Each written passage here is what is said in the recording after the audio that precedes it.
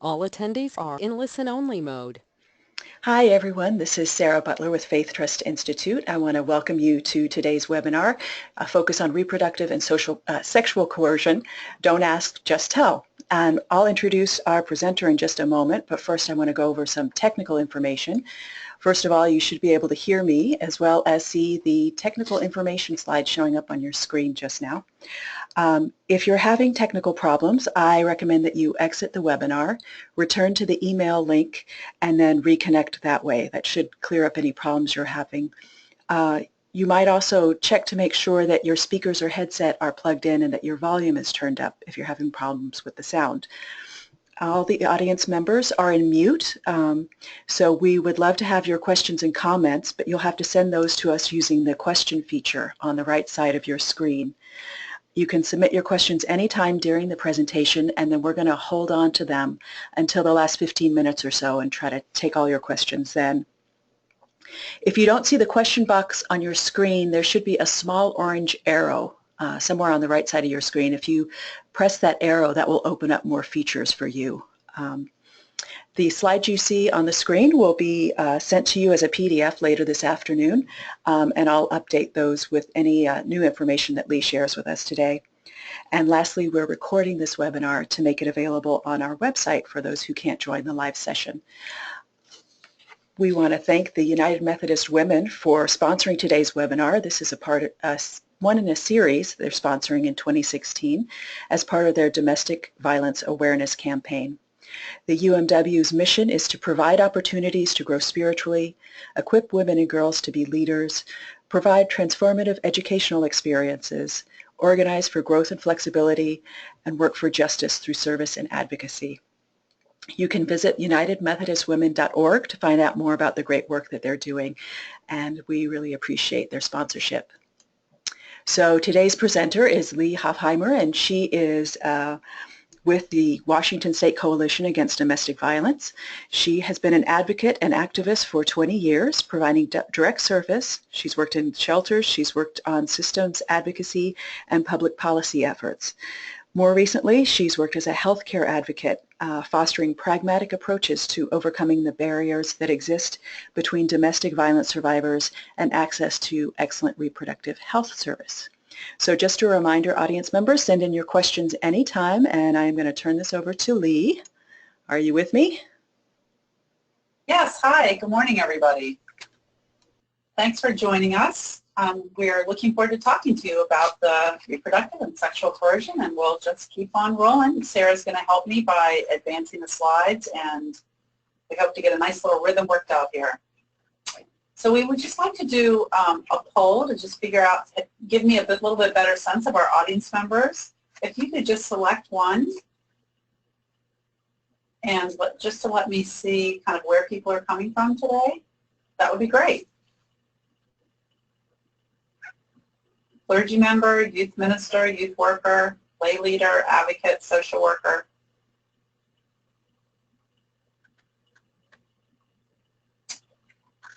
See. Okay, great. So we have a good kind of mix between advocates and folks doing this work out in their community. I guess we all are advocates in a way, but we're looking, I'm sure that because we're even engaged in this, but I was trying to get a sense of how many folks are actually working within religious communities, and I see that that is a pretty high number. Thank you.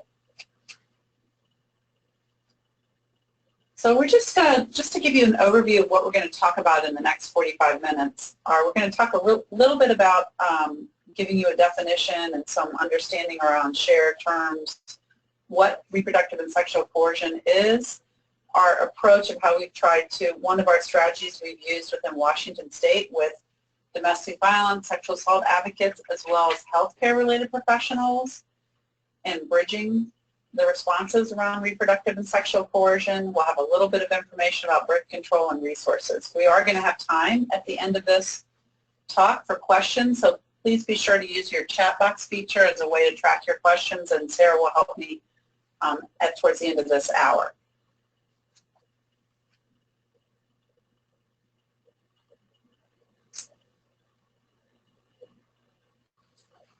So let's talk about people coming to us. So, no matter where you sit, whether you're working out of religious communities or advocates or social workers, we know that people are coming to us for all kinds of reasons that may have nothing to do with the experience of reproductive and sexual coercion. For advocates working in DVSA programs, it may be the immediate crisis or housing need. For those of you who are lay folk or ministers or lay leaders, people are coming to you for guidance or counseling or parenting support. And I'm sure that there are many, many other things here that are not included, but often the first outreach or first touch people may have in seeking us out, they're not necessarily talking about reproductive and sexual coercion. We know that no matter where people come from, that our work is, the key to our work is helping them with what they need to really listen to what is driving that person. We know in this context where domestic violence or sexual abuse could be happening that we want to respect folks' confidentiality, that we want to be aware of the importance of not sharing or initiating a discussion with the person causing the harm, especially if it's in a joint counseling kind of pastoral session, because we really don't know what will happen when those folks leave our presence and how the person who's being targeted in the relationship may be retaliated against or experience consequences because of our unintentional desire to try to help people bridge their problems. I think it's also important for us, no matter where we sit, to really make that connection with domestic violence and sexual assault advocates in your community. So a little bit of homework can be, if you've never called a program or you've never even called the crisis hotline, to just call and find out what it's about and get more comfortable, ask people about what kind of services they offer, what people can expect if you send someone to call them. And, we really want to hear from you. Those of us in the advocacy field are happy to talk to supportive providers or friends or family that are supporting a person as well. We're happy to consult with you or help you brainstorm what can happen, and that you've got a set of resources within your expertise, and then also domestic violence and sexual assault advocates will have another set of resources. Maybe some of them are the same, but maybe they'll be new to you, and you can combine forces to do the best we can on behalf of survivors. So even though people may generally not come to you for anything around unprotected sex, we know that unplanned pregnancy, not necessarily unwanted, but unplanned pregnancy and unprotected sex happens, and that it's important to know about reproductive and sexual coercion because it can get in the way of the good work you're trying to do, any kind of planning you're doing with folks, anything around helping them get the things that they need. So when we were trying to kind of figure out and understand a little bit more about what we knew historically was someone's messing with someone's birth control, someone's not respecting someone else's decision around reproductive health, I started looking around and I found this really groundbreaking research done by the Futures Without Violence in 2010. And while if we look at these spheres individually, they're not new problems. Unplanned pregnancies can increase women's risk for violence, and violence can increase women's risk for unplanned pregnancies. That makes sense. That makes common sense. But what Futures Without Violence did is they provided a framework to look at these issues side by side and consider about how talking about coercion and violence impacts the lives of pregnant and parenting women and teens. They helped us look at this linkage. Let's go back, Sarah, for a second. Thank you. They helped us look at this linkage and look at this linkage that few people make without prompting, and that you can see in this image that things go back and forth, and they do. So when you think about the research that's done on, say, for example, young teens and their pregnancy rates, I have yet to see very little in the research that's focusing on the context in which the pregnancy happens. I see more about lack of access to long-acting birth control, or research around teens' brains not being fully formed and not making good decisions, and not having education or access. But I don't see very much about what is the role of coercion and abuse within these relationships that might create circumstances in which young women are having unexpected, unplanned pregnancies. And then so thinking about it like that, then we can think about reproductive coercion on the continuum of tactics of violence against women and girls. Okay, next slide. So we're using some of the language of Futures Without Violence study. So, reproductive and sexual coercion is a mouthful, but it does help us describe a series of behaviors that we learned about in this research. So they went into California and worked with Planned Parenthood clinics in California, which is, there's a number of them, and had a good body of research of women from 18 to late 20s. And then the tactics and description of behavior they were describing, they kind of came up together with a decision. It involves behaviors that a partner can use to maintain power and control in a relationship that are related to reproductive health. So it's, again, there may be involved tactics that are not illegal, that you would not necessarily have anyone talking about, that people don't see themselves as a victim of anything. This is just the way things roll in their relationship. And we're going to break this down a little bit. And when you're talking to folks, as we all know, it's not important that people identify themselves with this label or take it on, but it's important for us to know that this could be happening in the background. And if you're talking to someone who's in a coercive or abusive relationship, there's a good chance that their sexuality and their decisions around sexuality and reproductive health is going to be a place where their decisions may be compromised or narrowed as well. So there is research that tells us that domestic violence increases women's risk for unintended pregnancy, and that adolescent mothers who experience physical abuse within 3 months after delivery were nearly twice as likely to have a repeat pregnancy within 24 months. I think what's really helpful about this, one of the things that's really helpful about this research, it helped us in talking with providers who work within, say, the Department of Social and Health Services, who are going after folks for child support. And so they didn't understand why women were having babies so close together. They're like, well, you don't want us to go after the person who you say is causing you harm, but you must not be so afraid of them because look, you're pregnant again.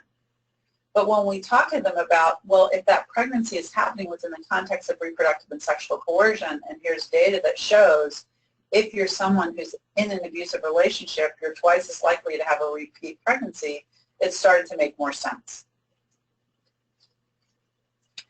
The other thing that was done in 2010, kind of in conjunction at the same time as the Futures research, is they reached out to them and asked for a study to happen with their National Domestic Violence Hotline, where they just pretty much, very straightforward, between August and September of 2010, the callers ranged in ages from 13 to 55, with most of them between the ages, at least half of them between the ages of 25 and 35.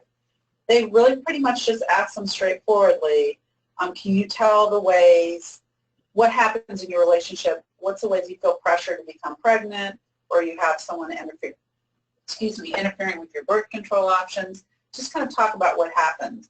And if people didn't want to participate in the study, they didn't have to, so it's totally voluntary. And what they found is 1 in 4 callers described some form of birth control sabotage or pregnancy pressure. These are just some of the quotes from the study.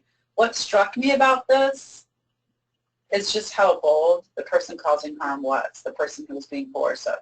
They admitted to the psychologist they intentionally got me pregnant to trap me. You can see different kinds of coercion. So we just want to take a moment and think about what are ways that you can go to the next slide, thank you. What are ways a partner can interfere with a woman's birth control, or it can interfere with a woman's decision around pregnancy and reproductive health. So what I also want to say is that we know that anyone who can become pregnant could have their birth control interfered with or their decisions compromised. So you may be working with folks that, again, anyone who can become pregnant can be in this position. So you may be working with folks that identify as lesbian but they're pregnant, or identify as trans but they're pregnant, as well as women in heterosexual relationships who identify as pregnant. So let's just move on to the next slide. So again, this is language from Teachers Without Violence, but just helped us capture some of the tactics. So if you think for yourself for a moment, what could birth control sabotage look like? And I don't know if you want to throw a couple of those into the chat box or not. Is anyone responding, Sarah? I don't see anything yet. So. Okay, well, okay. Here's one, not allowing access to birth control. Thank you. Right, not allowing access, absolutely. Anything else? Sabotaging condoms. Right, absolutely. Sabotaging condoms. Or not using condoms.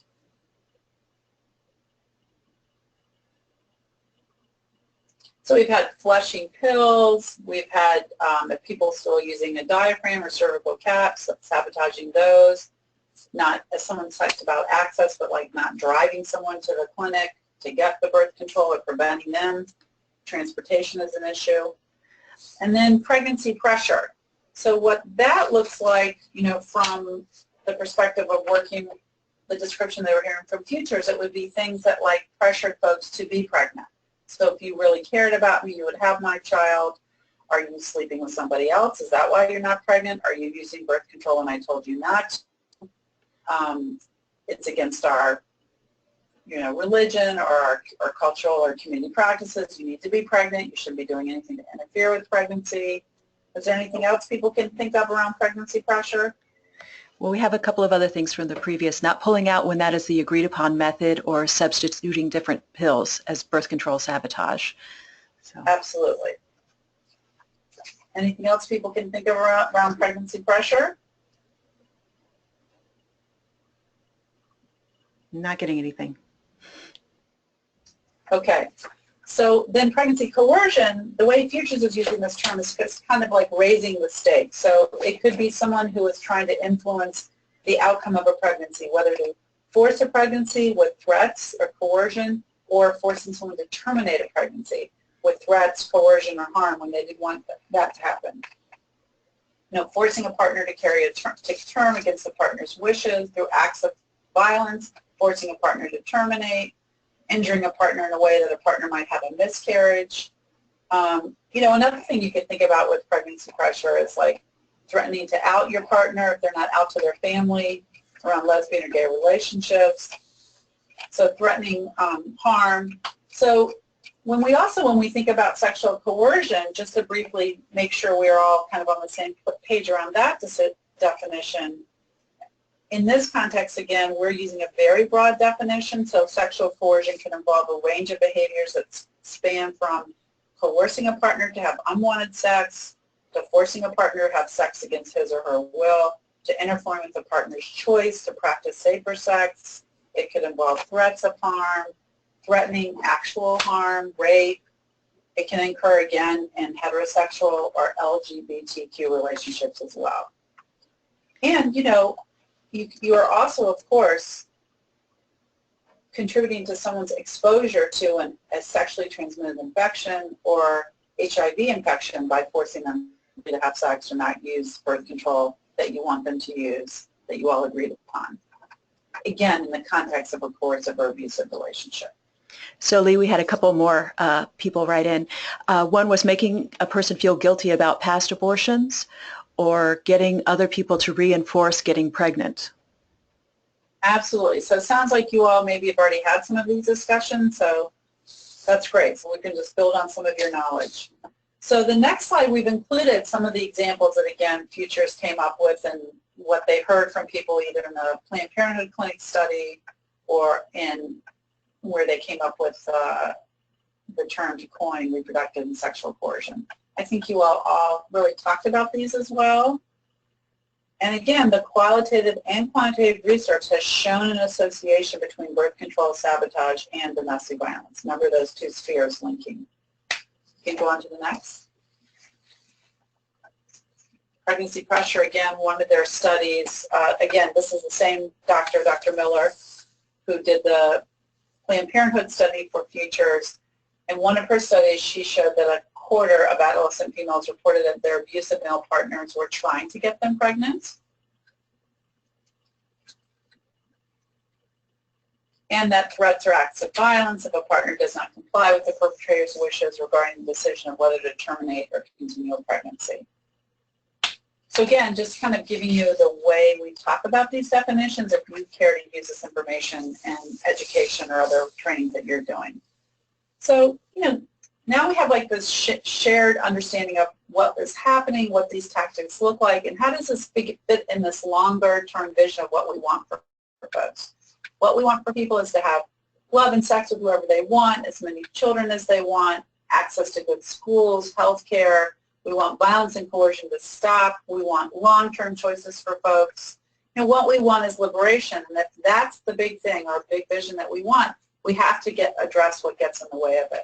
And reproductive and sexual coercion is one of those things. So this is our setup for thinking about advocacy from wherever you sit. So now that we know, what can we do? So one of our approaches here in Washington State, again, as I said, with advocates and healthcare providers, is to really, this is our less than 10 words or less, big pitch, don't ask, just tell. So much of our interaction with, especially healthcare-related folks and other tools that we see out there in public health is based on the way identification and screening happens is based on asking people questions that they may or may not feel comfortable asking. With this approach, don't ask, just tell, if we just make the assumption that a certain percentage of people who are experiencing abusive and coercive relationships may have this happening to them, we don't have to know that, they don't have to tell us, they don't have to disclose to us that they've had unprotected sex or coercion around reproductive choices for us to offer information. And by doing that, of us getting in that place where we can feel comfortable just offering information to folks, we're signaling that we're someone that can talk about sex, that can talk about choices, that can talk about birth control, that we're someone who can do this. And I think the advantage of that for so many people, and we've seen this happen in our programs and with the healthcare-related professionals that we work with, is that we don't have to wait for a disclosure. We don't have to add a stigmatizing label. So many people don't see themselves as, don't feel comfortable with the language of domestic violence or sexual assault victim. It really gives us the opportunity to talk about what we want for people, what's positive, talking about what does a healthy relationship look like, what do we hope for people. It's something we all want. And again, if we just think about it from that perspective of don't ask, just tell, you don't have to figure out the person who needs this information, which we've all been fooled, right? Like, people can be in crisis and look all kinds of ways. People be having all kinds of issues underneath the surface and we would never know. And again, if the main ways, one of the main ways you feel you experience coercion in your relationship is around reproductive and sexual coercion, you may not think of that as anything unusual. That's just how it rolls in our relationship. So one of the things I really liked that Futures Without Violence did as a result of this study is they developed these safety cards. Here's two of them. Did you know how your relationship affects your health, and hanging out or hooking up? And what they did with this intervention in their study in California with the Planned Parenthood clinics, among women who were coming into the clinic who raised their hand and said, yes, I'm experiencing some form of intimate partner violence, and received this card for the intervention, 60% were more likely to enter a relationship because it felt unhealthy or unsafe. And I was like, wow, what is this about? And we started sharing it among our, in the advocacy field in Washington State. We're like, we need to hear more about this. And we brought Rebecca Levinson out to our state to talk about it. And one of the things that's so great about these cards, if you go to the next slide, is the language of them. It, to me, can totally replace sort of like those traditional screening questions that nobody wants to answer. So instead of saying, you know, are you safe at home? Has your partner hit, kicked, shoved, smacked you, done anything to you in the last 6 months or your lifetime? They're questions like, is my partner kind to me and respectful of my choices? Does my partner support my use of birth control? They're the way I'd want to be talked to. They're much more respectful conversations, and they're focused on what we hope for. So the way, if you have the cards, they're business card size, they fold out in an accordion. Some of you may have seen them. But the way you can use them, you can just give them to people. They can take them and read them themselves, or you can come back to it, return to it, and ask them questions about it. But as you move through the card, they're talking about what healthy relationships look like, and then they have a version of, you know, if things aren't going well, what's happening. And the design is very intentional in that you don't see the word abuse or a broken house on the front, or lightning crashing through a chimney, or a woman with a bruise. I wish she was a little happier, or a woman with a bruise, but you just see information that's much more straightforward. And the hanging out or hooking up card for youth has totally gender-neutral language. And the panels include things folks can relate to, things that are half questions for good days and for bad days.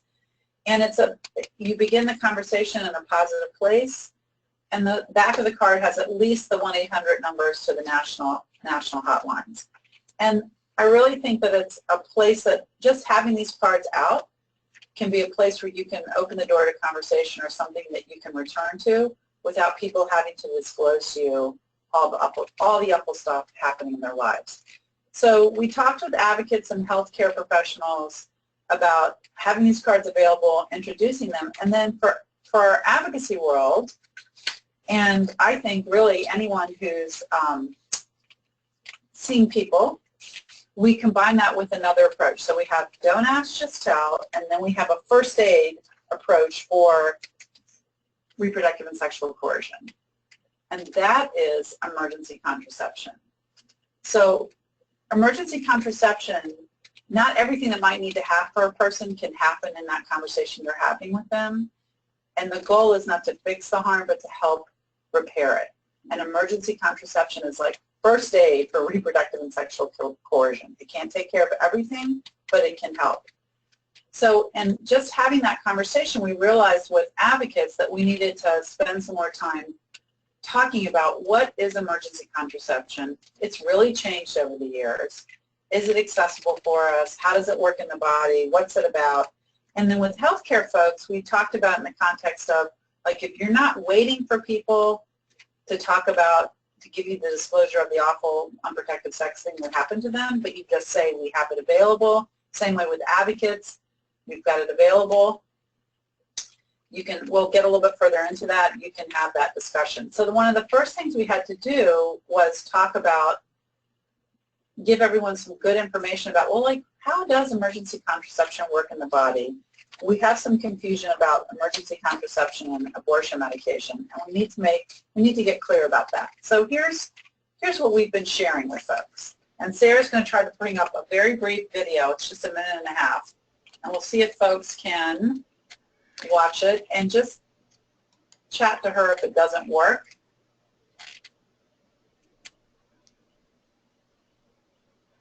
So I can't hear it, Sarah. I don't know if we're all unmuted.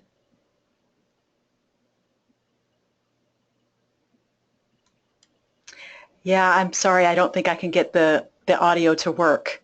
Okay. All right. So we've got some slides that we can show instead. We'll just go back to that and we'll talk about it. So that's that is a very short video. It's a minute and a half that we can get the link to you for you want to take a look at to see if you might want to use it to share with staff for kind of an in-service or help answer questions about how emergency contraception works in the body. So we'll do kind of a high-level overview. So emergency contraception today, unlike what it was like 10, 15 years ago, is just a high dose of a hormone found in all hormonal birth control methods. It's progesterone. You know, for those of you, I'm in my 50s, but I was sharing with Sarah, back in my 20s when I was in college, we all knew, like, you could take a whole bunch of birth control pills and kind of do the same thing, have it work as EC, but we weren't sure how many to take or how it worked. And birth control pills back then was more than one kind of birth control, so there's a lot of nausea going on. But today it's much easier. So emergency contraception is available in one pill or two, and we'll talk about the one pill version that's available over the counter shortly. And it's just the same hormone, progesterone, that's found in other birth control methods.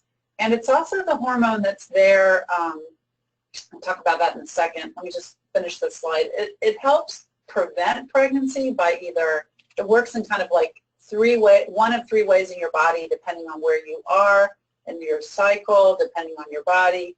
It helps prevent pregnancy by delaying ovulation, trying to slow it down, or trying to inhibit fertilization by thickening the mucus, or by there's some that helps, that EC can possibly help prevent an egg from implanting in the uterus. What it can't do, well, we'll get to that in a second. So it's safe, it's effective, it can prevent a woman from getting pregnant after she has sex without using birth control or if the birth control method fails. It can be started up to 5 days after unprotected sex. It will lose some of its efficacy over time. But if you're already pregnant, if there's already been fertilization, emergency contraception will not work. So that's why I wanted to talk a little bit about the difference between EC and abortion medication. So we really want to stress that emergency contraception prevents pregnancy after unprotected sexual intercourse.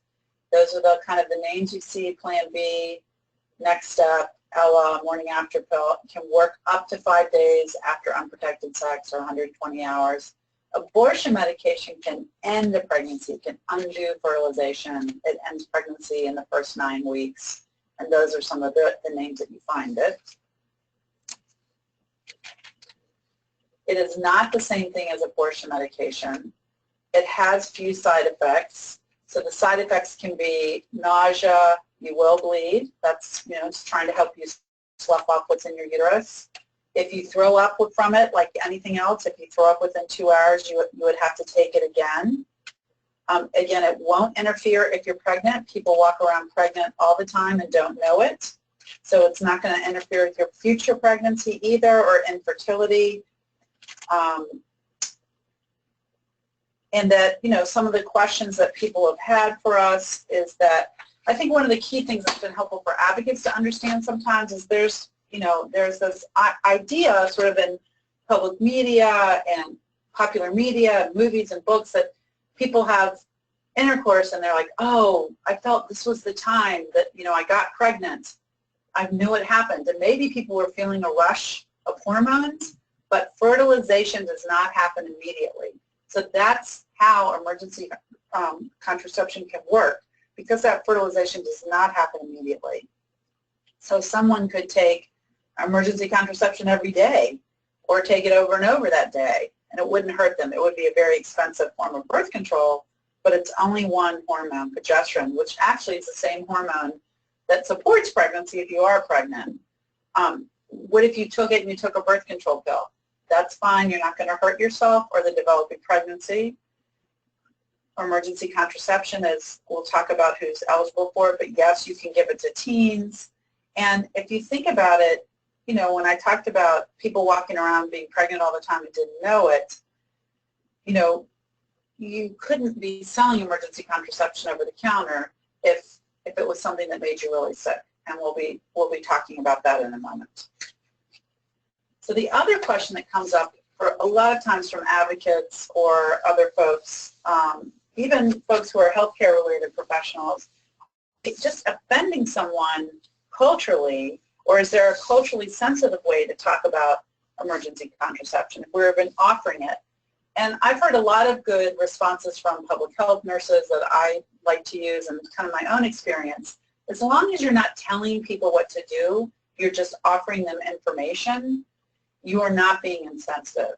And that we need to, it was really helpful for me to realize that I can work with survivors that feel very tied to their community, that support their community values, that want to be a part of their community, and maybe their community is against all forms of birth control. So that would include emergency contraception as well as being against abortion, but they may make an individual choice that's different. So people making an individual choice that's not aligned with their community's stated beliefs doesn't mean they still don't want to be a part of that community. So as long as you're not pushing your agenda or telling people what to do, you're just offering information and resources, people will make their own decisions.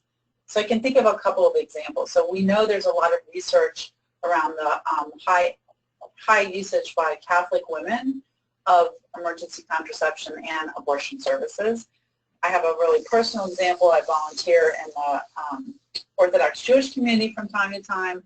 I have a friend who's a primary care physician who's not Jewish, and an Orthodox Jewish woman came to her for an IUD and asked her to place an IUD and also clip the strings off so you couldn't feel the IUD. Her partner, her husband, wouldn't be able to feel the IUD. She didn't come back for her follow-up appointment, but then she sent another Orthodox woman, another friend to her to get an IUD as well. And what my friend realized, who was a doctor, is they're stepping outside their community to get the services to help them around their reproductive health choices, but they're not intending to leave their community. So it takes so long for people to get to us, so hard for people to come. We should try to be removing barriers to information and know that people will make their own choices that are right for them. Next slide. So I just kind of wanted to go over a little bit about access to emergency contraception. So now the one-step emergency contraception or morning after pill, its generic name is levonorgestrel, is available with no gender restrictions or age restrictions, and you don't need a prescription. Anyone can buy without having to show an ID at a pharmacy or drugstore. And you know, part of the things that I do is I go into Walmart, go into Bartell's, go into Walgreens, and communities that I'm in to just see, like, where is emergency contraception? I've seen all kinds of things. I've seen a piece of paper on the shelf that I have to take to the cashier, and they look at me with my gray hair, and I say, you know what, just don't get me my emergency contraception. As a matter of fact, I want 4 packages. I've been to Walmart where it's in like a lock box, and you have to go take the box to the front. I've been other places where you have to go ask the pharmacist, and then the pharmacist says, well, I won't sell it to you, but my clerk will sell it to you. So I just think about that in the context of people where there may be only one drugstore in town, or they're young, or they're in an abusive, coercive relationship and young, and they're just worried about people talking about it, people seeing them, people sharing information, like how challenging that is just to get access to over-the-counter emergency contraception. If you have any questions about this, please put it in your chat box. I'd be happy to send it along to you, because there's a lot of misinformation about this. So that's why we've been encouraging our domestic violence and sexual assault programs to have emergency contraception in their desk drawer. I love to use this quote, it's safer than aspirin. So we're really encouraging them to have it in their desk drawer along with some other forms of birth control. The other thing we're encouraging is to have pregnancy tests and condoms available. You might want to take a pregnancy test to just see if you're pregnant before you take emergency contraception. But again, you don't have to. If you take emergency contraception, you're pregnant, you're not going to cause any harm to the mother or the developing pregnancy. And while we don't have to become experts on all forms of birth control, we can focus on some of what I call stealth birth control options. It's just important, I feel like, for all of us to know that it's out there, and what we want are long-term choices for women and girls around access to their health.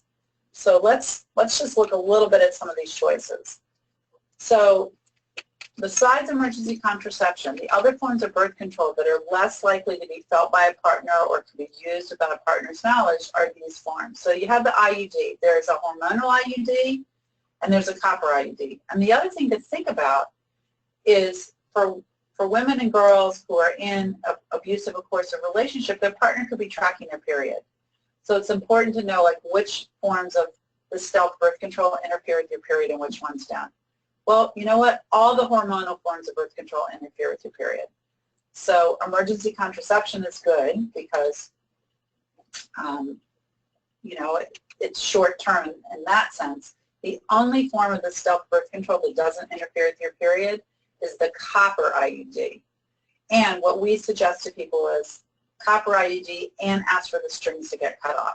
That's a little bit harder to place, so you want to make, you know, if you're an advocate and you're getting to know your health professionals in your community, be like, who does this routinely? Well, Planned Parenthood clinic would do it, but if you don't have a Planned Parenthood clinic close to you, check in with your family clinic, make sure. And, you know, the thing about putting in an IUD is you're going to be leaving it in for 10 years. So it's not like something that's going to be coming out tomorrow, unless that's what someone wanted. But there are hormonal ones as well. The implant, the Implanon, that goes right under the skin. It's kind of a matchstick size tube of hormones. It's usually put inside the woman's inner arm. It can last for 3 years. And again, if you have someone who thinks their abusive partner is like going to be feeling around for that, you could find it. But by and large, it's something that can be used without a partner's knowledge. The other thing would be the injection. That lasts 3 months. It's a hormone shot that prevents an egg from being released. Again, some of the challenges of that is if you have access to transportation problems or you have money problems or your partner will get in the way of you getting the shot, but it's information to know, as well as emergency contraception. Here's some great resources where you can find all the details about birth control, but what I've been encouraging advocates to do is just say, hey, I know there's some forms of birth control that are less likely to be felt by your partner, and I know some that interrupt your period and some that don't. And what I'm saying to healthcare professionals is when you do your general rap about birth control, again, you don't have to identify who might be in an abusive or coercive relationship. Just tell everybody, hey, these forms of birth control are less likely to be felt by a partner. These interrupt your period. These don't. Be very neutral about it. Just tell everybody everything. We all want to talk about healthy relationships. We all want to talk about this information. Just share the wealth. Okay. So the next step we want to think about is if you are talking with someone about like accessing birth control in the future or doing a little bit of future planning with them to help them connect. You know, maybe they're not ready to talk to a domestic violence or sexual assault advocate quite yet, but you want to just check in with them a little bit. Let's just talk a little bit more. Going to the next slide, Sarah. Let's just talk a little bit more how you would incorporate information about birth control options into your resources, something that you already give out or you check in about. So these are just some questions that we've suggested. You know, you could probably think of others too, but as a way of just framing how you can kind of check in with people. Again, you don't have to ask them. It's the don't ask, just tell approach, but just checking in with people. Do you have a birth control method that you like? Would you like to take some emergency contraception with you? We can take it out of this big packaging.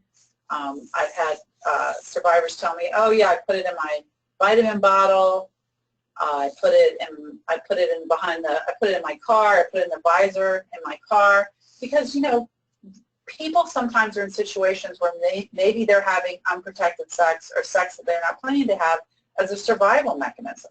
Maybe in order to spend the night on somebody's sofa, you had to have sex, or to see your kids, or to get money for food. And just having some emergency contraception available gives you some backup. Or maybe maybe the one thing that's still good in this abusive relationship is the sex, but you don't want an unplanned pregnancy. And so if we can signal that we're somebody that you don't have to be ashamed or embarrassed to talk about these things with, that it's okay, that we don't have any judgment around it, these are some ways that you might be able to get the conversation going. So noticing our time, I want to make sure to give you all time. We'll go on to the next.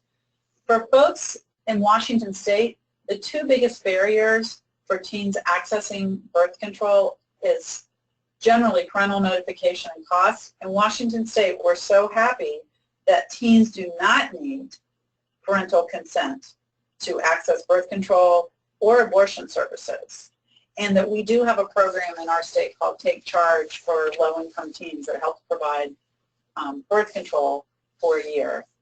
And again, advocates can learn more about this, but the thing that's important to know is that, again, it's another reason why it's good to have, you know, information or maybe a couple of packs of emergency contraception hanging around. If you're someone who works with teens, you can talk to them about it. In Washington State, they don't need parental consent for birth control or abortion services. And I know that's one of the handouts that we included from Department of Health, so you can actually see what our RCW and laws are about.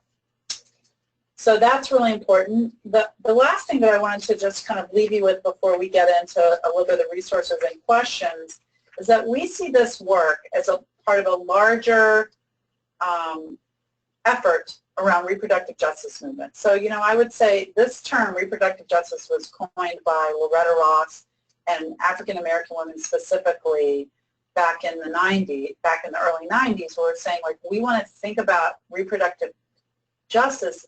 We want to broaden that understanding of it beyond choice, beyond our rights around whether we have an abortion or not, or access to birth control.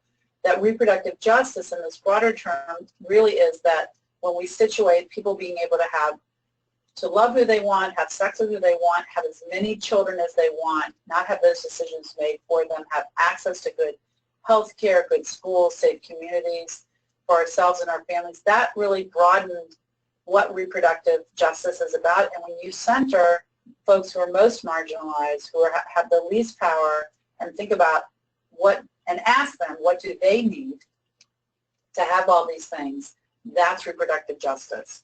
So I feel like having an understanding of reproductive and sexual coercion is a part of this, and having access to information about stealth birth control that's less likely to be felt by a partner, and increasing the availability of access to emergency contraception or other long-acting forms of birth control is one tangible piece and one kind of concrete thing we can do to help further reproductive justice, but it's not the whole answer. And you can find out more about reproductive justice movement and the work that's happening in our part of the world and across the country just by going to the Western State Center that way. So I just want to go over a few resources real quickly and leave time for you all. So I have found online the cheapest place to buy emergency contraception is at afterpill.com. Emergency contraception ranges in price between $36 to $56, across our state and nationally. Sometimes there's a coupon for it. Afterpill.com is the cheapest. However, there's some misinformation on their website. They say people under the age of 17 need a prescription. That's not true. Not for this one-step pill that they're sharing, not any longer. You don't need a prescription. You can just buy as much as you want. And then I also included a link for the bulk pregnancy strips. They don't have all the big packaging that you see, when you go to Bartell's or Walgreens or CVS. It's just the strip. No pee in the cup, dip it in. You can get a lot more, 25 for $11.99. So that's a resource I wanted to share with you. Also, I wanted to share with you where you can get the cards. There's the links. And then this poster that is up here, again, are those 4 forms of stealth birth control that I was talking to you about. You can download it. There's a PDF of it that you can download that prints out really nicely. It was written, it's got a little bit more medical language that I like in there, but I've seen advocates and healthcare folks just put it up in their bathroom. Again, it's just like information, and people can come ask you about it. And it has that last column that you can't read at all. It says risk of detection. So it tells you which forms of birth control interfere with the period, which don't. So again, you can sort of suss that information out if you were just hanging around in the bathroom waiting to see what was around, and then you can come back and ask more about things, or you have that information on your own. And this poster is also in Spanish as well. And we have the links. All these are, I understand, active links. And if you go to pregnantsurvivors.org, the third link, that's where you can get those posters and the resource section. And there's lots of good stuff there that further give you information about, again, making over-the-counter medication available and programs. Just give you some arguments about how to talk about that with some of the decision makers, that if we really believe that survivors should be in charge of their own lives, we're not telling people what to do. We're saying, hey, we have this available if you want it. In the same way we say, hey, if a kid falls down or needs some first aid, we say, hey, we have a first aid kit here. There's some Band-Aids in here. There's some other stuff. Take what you need. We're not forcing people to say, you must put that Band-Aid on and don't talk to me until you do. And then we've got some one-pagers about how to start the conversation with teens about EC and birth control. That's based on focus groups that we ran with teens. And we just got the wonderful statements from them about how adults should talk to them about it, and some more information. See, there's some final slides. More resources. These are some articles. Anything else? Yay, question time. So we've got 11 minutes for questions. Sarah, what have you got for me? Okay, so just asking for clarification that the EC is available across the country over the counter. Yes. Now, so under federal law, emergency contraception should be available without point-of-sale restrictions around gender and age and ID. However, some states like our own have some weird tweaks around how they've implemented that law. So in our state, a pharmacist can individually refuse to sell it, but then they have to have somebody in that same office or store who will sell it. So if I was a pharmacist, I could say, I won't sell it to you, but Sarah will.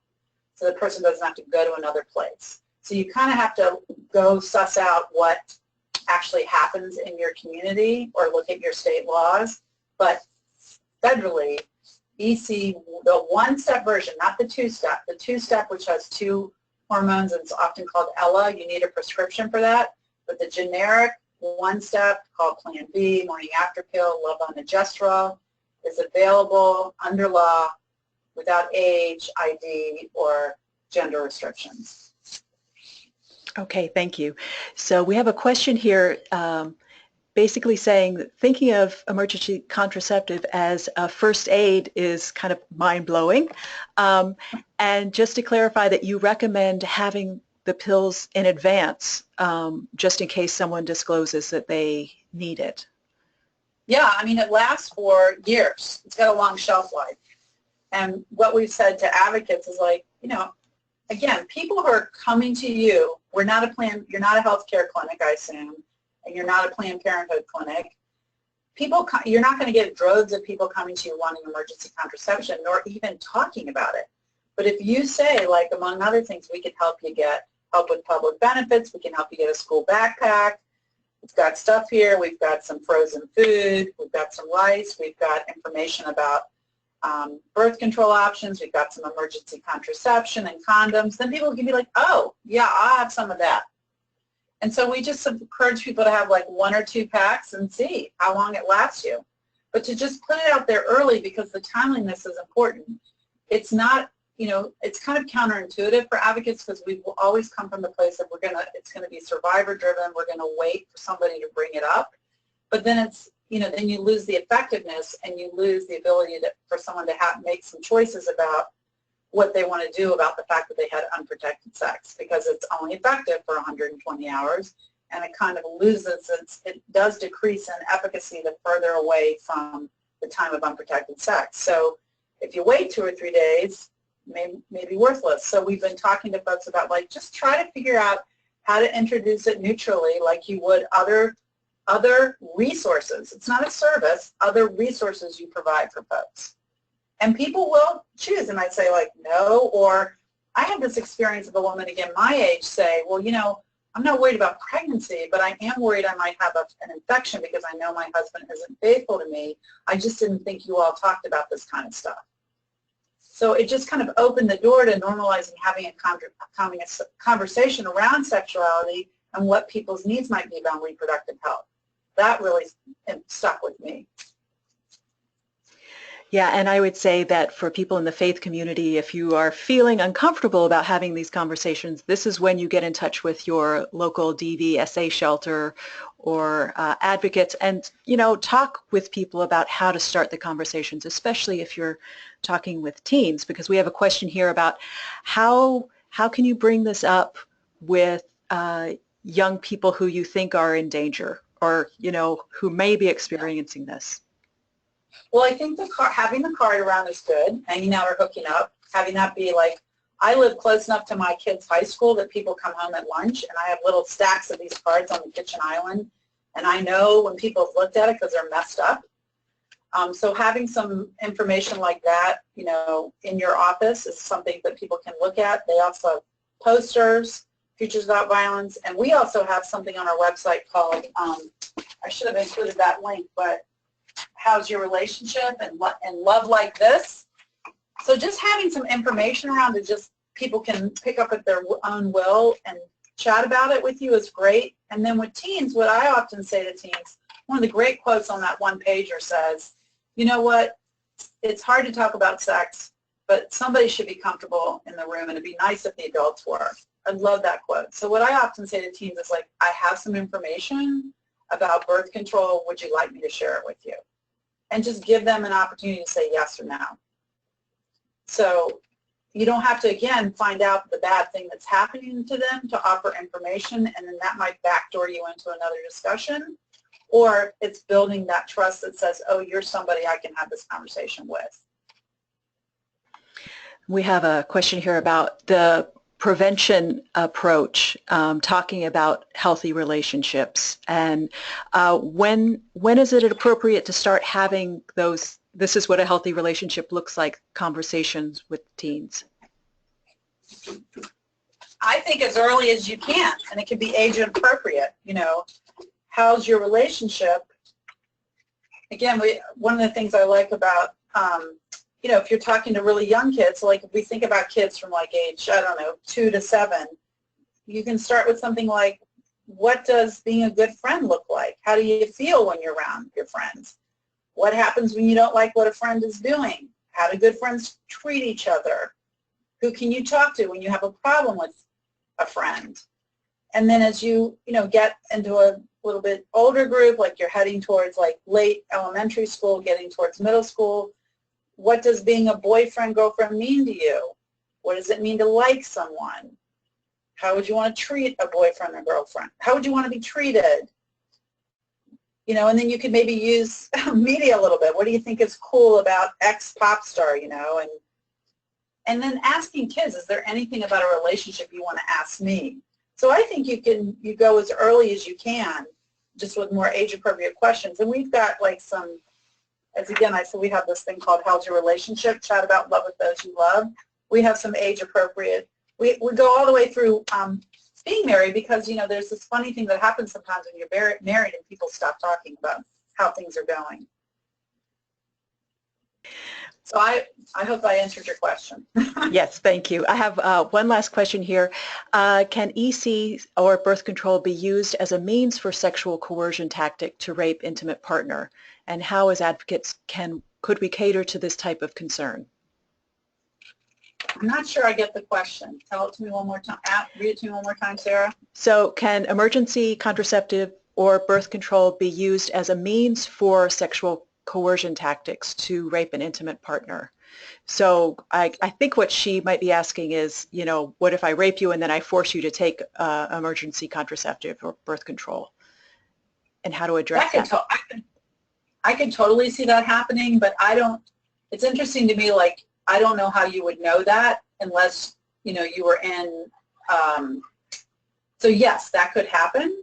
And that would be a situation where, again, you would want to be, the fact that you could even talk about, you want to be signaling to that person, that survivor coming to you, that this is a place where they could talk to you about those things.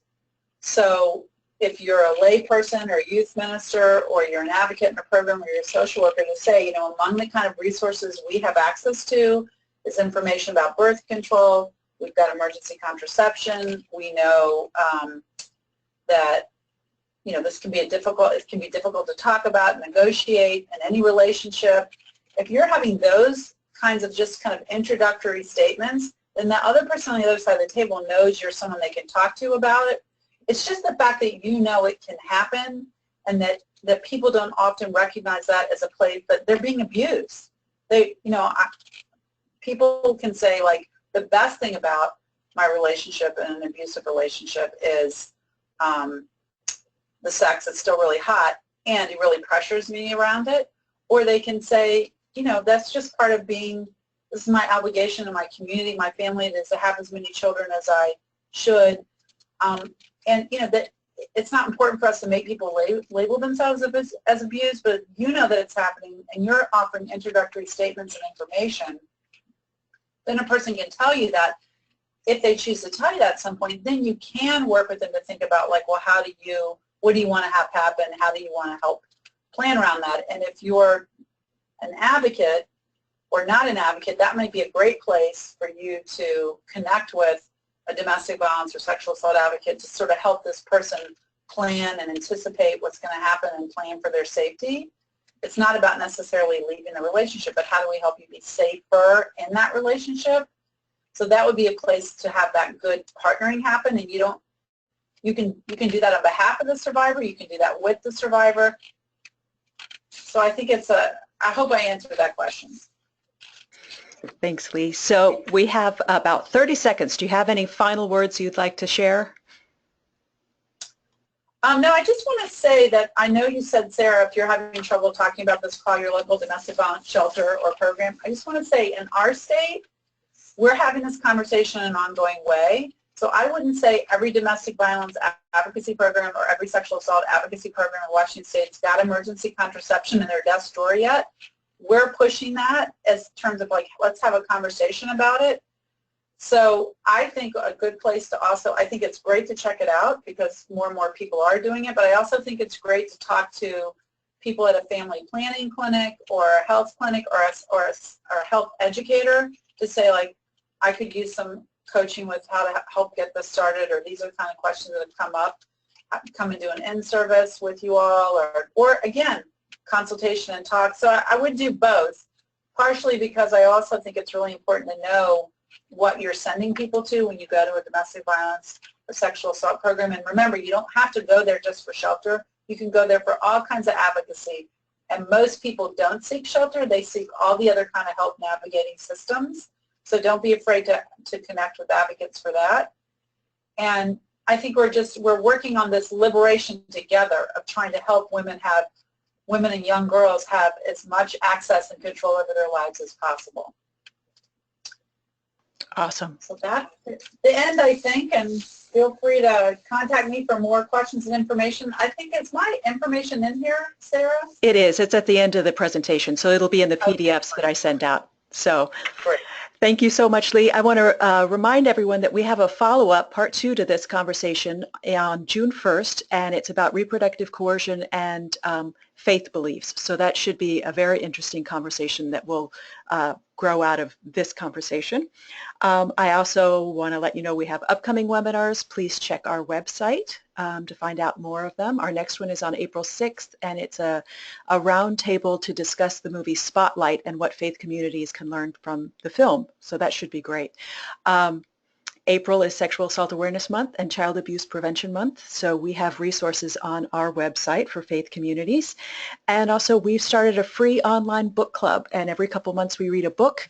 Our next book is Live Through This, Listening to the Stories of Sexual Violence Survivors on May 18th, and Anne Ream is going to be part of the conversation, so that should be great. And then here's Leigh's contact information. So as you head out, please take a moment and fill out the survey. Let us know what you thought of today's presentation, and give us any suggestions for future webinars. And Leigh, thank you so much for joining us, and take care, everybody. Have a good day. This ends our presentation. Thanks.